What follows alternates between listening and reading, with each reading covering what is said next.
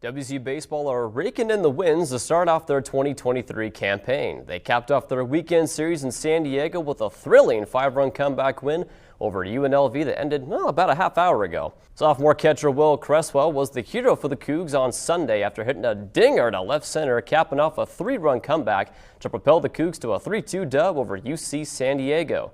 Well, by the way, guys, this just got to our newsroom. WSU Cougars just released their spring schedule. The Crimson and Gray game will be played on April 22nd.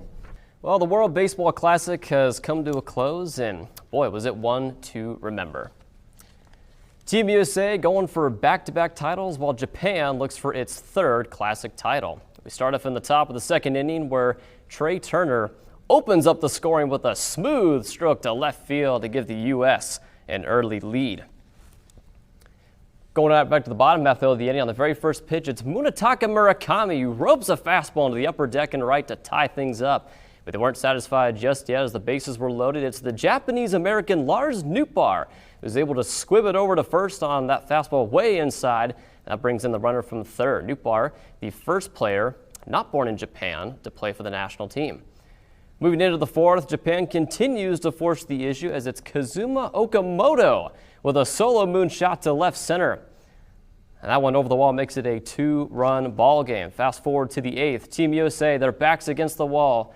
Kyle Schwarber, way back. No doubt about it. Makes it a 1-run ball game, but it wasn't enough in the end as the Japanese sensation Shohei Ohtani closes the door on the Americans.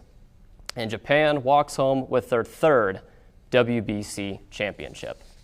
Yes, thank you, Danny. WSU's track and field team continues its indoor schedule with an invitational of their own. That'll be held this weekend in Spokane.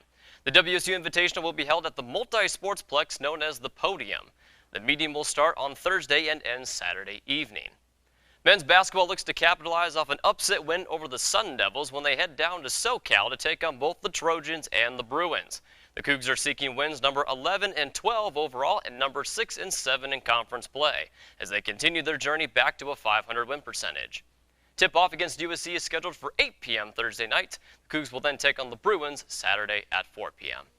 The Cougar swim team will host their fourth and final home meet this Friday at Gibb Pool. The team will have the opportunity to go out on a high note as they host their neighborhood rivals, the Idaho Vandals.